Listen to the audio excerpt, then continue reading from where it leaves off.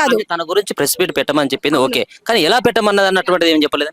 అక్క ఎంతసేపు ఏం చెప్పారు అంటే నేను ఇది నేను ఈషాలో మాట్లాడాను, దాని గురించి పెట్టు, నాకు సైమా అవార్డ్స్ వచ్చాయి, వాటన్నిటి గురించి మాట్లాడు, నేను ఒక గిరిజన బిడ్డ, నా ఇంప్రింట్స్ అన్ని నేను పాలమూరు జిల్లాలో నుంచి వచ్చాయి, సో నేను ఎటువంటి తప్పు చేయలేదు, దీనికి నాకేం సంబంధం లేదు, మా గిరిజనులు దీనికి సపోర్ట్ చేయాలి అని ఇలాంటి ప్రెస్ మీట్ పెట్టమన్నారు. కానీ నేను very honest from this platform, నేను అలాంటి ప్రెస్ మీట్ కాదు కదా, నేను అక్క గురించి అసలు ఎటువంటి ప్రెస్ మీట్ కూడా పెట్టాలనుకోవట్లేదు.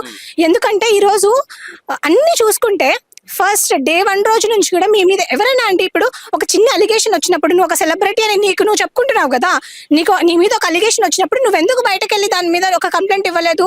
ఈ రోజు నాకు అసలు డేట్స్ లేదు, నాకు అది లేదు ఇది లేదు అంటున్నారు కదా, మీరు ఒక మ్యూజిక్ డైరెక్టర్ దగ్గరికి వెళ్ళి మీ పంచాయతీ తెంపుకోవడానికి వెళ్తారు, అప్పుడు మీ గిరిజనులు గుర్తురారు, అప్పుడు గిరిజన నాయకులు గుర్తు రాలేదు మీకు. అక్కడికి వెళ్ళడానికి టైం వస్తుంది, టైం ఉంటుంది, పక్కన వెళ్ళి పోలీస్ స్టేషన్కి వెళ్ళి ఒక కంప్లైంట్ ఇవ్వడానికి టైం ఉండదా?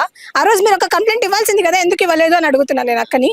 ఈరోజు ఒక అడ్వకేట్ మీద మీరు కంప్లైంట్ ఇస్తే ఏమీ రాదు. ఎవరైతే బాధితులు ఉన్నారో, బాధితులు నష్టపోయినారో వాళ్ళని వచ్చి ఎప్పుడైనా కలిసే ప్రయత్నం చేశారా? ఎందుకు చేయలేదు? ఈరోజు అక్క అంటుంది కదా, నేను ఒక సామాన్య గిరిజన బిడ్డని, నన్ను ఎవరు పడితే వాళ్ళు పిలిస్తే నేను ఆ ప్రోగ్రామ్ చేసుకొని వాళ్ళ ఇంటికి వెళ్ళి భోజనం చేసేస్తా అంటుంది. మరి రోజు ఇంతమంది గిరిజన బిడ్డలు చనిపోతున్నారు, మరి నీ కళ్ళకు కనిపిస్తలేరా? నువ్వు మరి వచ్చి వాళ్ళని కలవడానికి ఏమైంది? ఏం నొప్పి నీకు?